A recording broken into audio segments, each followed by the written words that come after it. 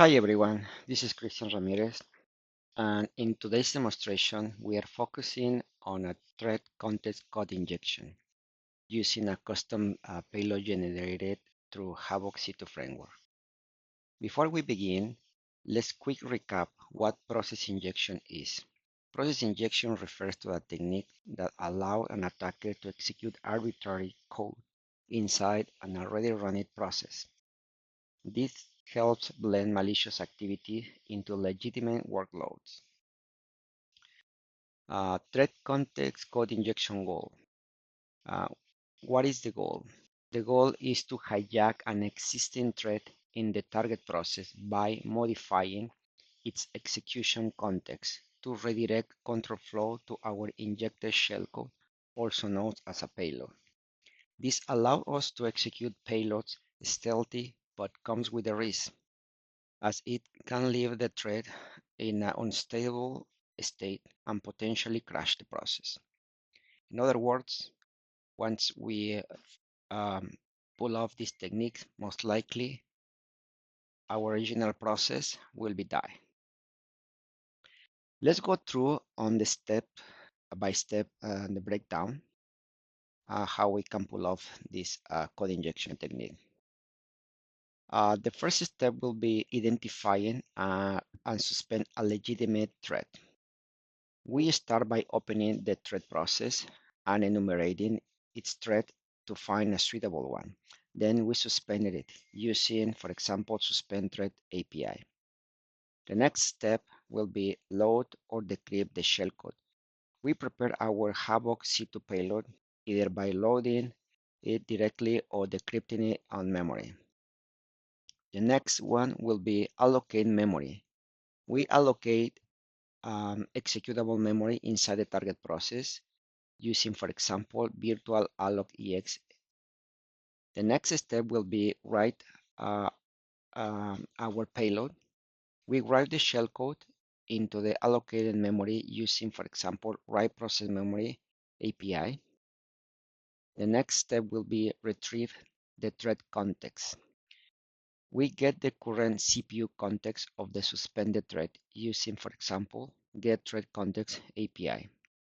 The next one will be modifying the instruction pointer. We update the context by changing the instruction pointer to point to our injected shellcode. It should be mentioned that the instruction pointer might change depending on the architecture. For a 32 bits architecture will be EIP. For 64 bytes architecture will be RIP. One thing that I want to clarify here, the instruction pointer is a CPU register that manage or handle the next instruction that the CPU is going to execute. In other words, if someone is able to hijack that CPU register, will be in the position to redirect the flow whoever they want. The next step will be set the updated context. We apply the modified context back to the thread using set thread context API. And lastly, we resume the thread. So basically, we resume the thread with resume thread API, for example. Right? This causes execution to jump directly to our payload. Note, this technique can destabilize the thread, put it in an unknown state, and risking a process to crash. Now it's time for the demo. As you can see, here is our code of our implant. We have our Havoc encrypted payload here. So we declared a few global functions. This one is for the decryption our payload. This function is to find the target. This function is to find the thread. But the core functionality of this technique is in this function that is called injected.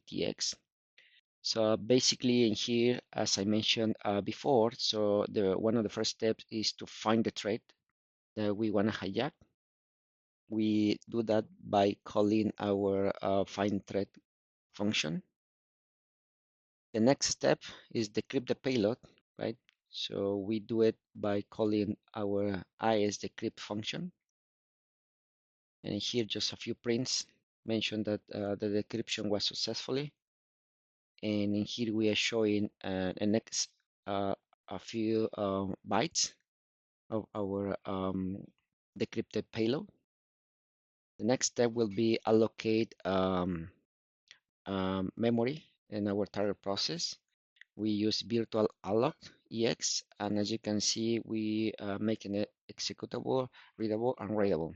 That, of course, this is not offset safe, but this is just for a demo purposes. The next step is write the shellcode. So we are using write process mem, and we are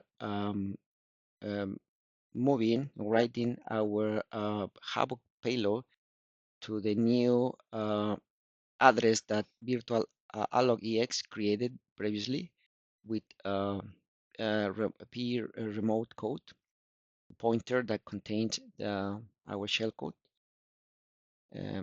here. The next step will be suspend the thread. So in here we are using suspend thread. The next step will be get and modify the context, and we are using the get thread context API, right? And in here is basically one of the critical steps is where we are changing the instruction pointer to execute our shellcode or payload. So as I mentioned previously, and for 32 bits architecture, we are going to use EIP, and we are forcing it to execute our payload, which is storing in this address, right? That contains the remote thread code. And for 64 bits is RIP. And after that, we just need to set in the modified context by using set thread context API. And finally, we just need to resume the thread using resume thread and close the handle, right? Our main function, right? So with just a few prints that we are targeting the notepad.exe. Find target, we just call our previous global function, and here a few prints. We open the handle for the process, yeah, right? And if everything goes wrong, we are going to get the message, yeah. Just in here we are just showing an X, a preview of the encrypted payload and the IS, right? And here's where start the injection, and we call our inject CTX global function that we just explained it a few seconds ago, right? We close the handle, and everything goes well. So we are going to have a new Havoc beacon. So now it's time for the demo. Let's compile our implant.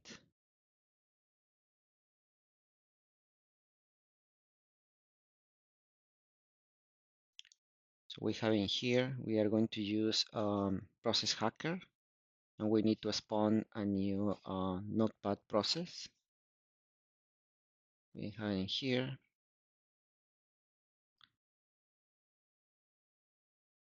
we executed it, and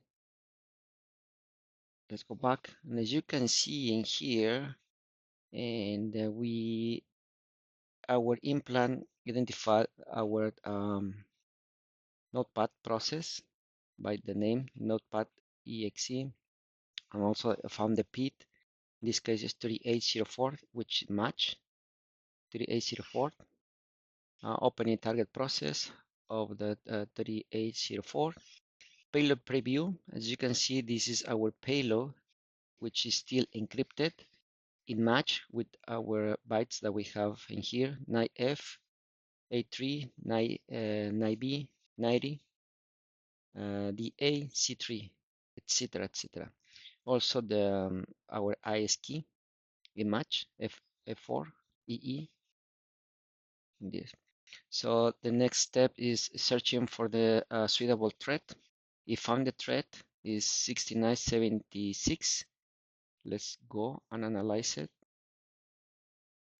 63 is 6976 is this one. This is the thread that we are going to use. After that is decrypting the payload, making all the operations necessary to decrypt it. And as you can see, showing us a few bytes, the first 64 bytes of our decrypted payload.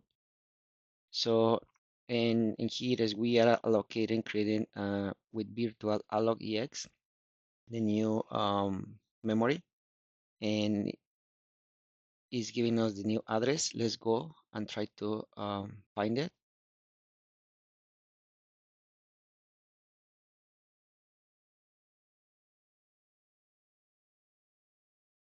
And as you can see, we found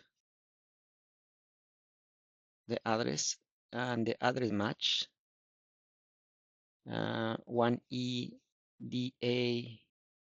1B A0000.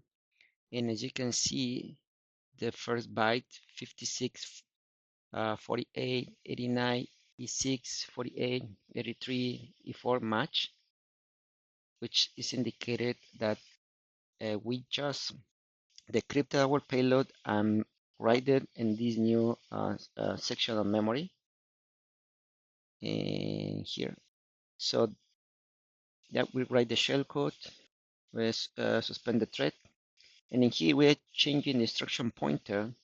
This was the previous instruction pointer, and that our CPU register was going to execute, but we hijacked the the instruction pointer, and we modified.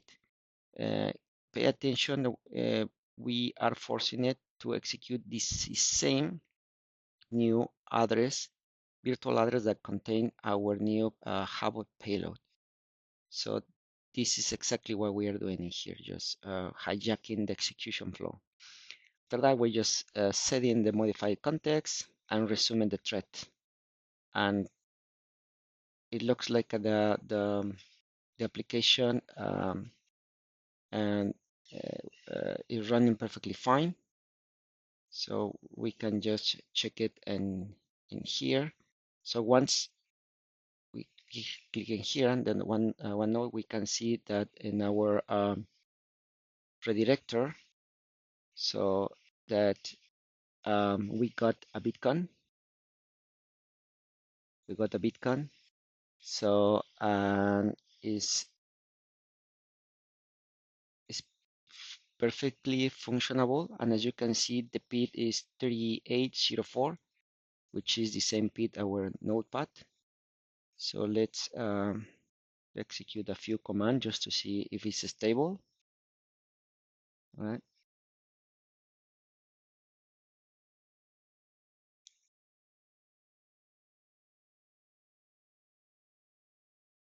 Yep, it's coming up. And just list process.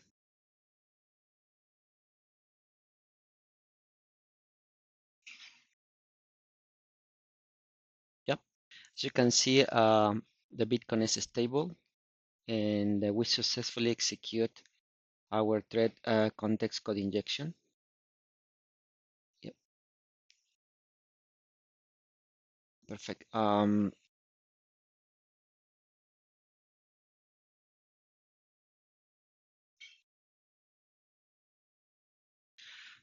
Yep. In this video, we demonstrated how thread context code injection can be used to stealthily execute, in this case, a Havoc C2 payload inside a legitimate process. In this case, we use notepad.exe.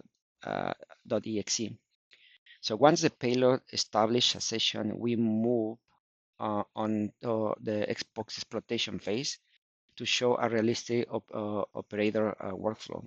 So we began by using the whoami command to confirm the execution context. Then we execute seatbelt to gather critical system information such as log in users, evaluation, escalation paths, enumeration security policies, etc. Finally, we use proc list command to display a list of the running process on the target, right? Uh, if you want additional breakdown source code of this example or hands-on operator training, join us to our Discord channel at RBT Security. We are focused on real-world red team tradecraft, evasion techniques, and practical offensive security workflows. If you are enjoying these videos, make sure to subscribe so you don't miss the next attack demonstration. Your support helping us to continue producing clear, high-quality cybersecurity content every week. And if you found this technique interesting, please share this video with your friends, teammates, or anyone in the security community who might want to level their red team skills. See you to the next one.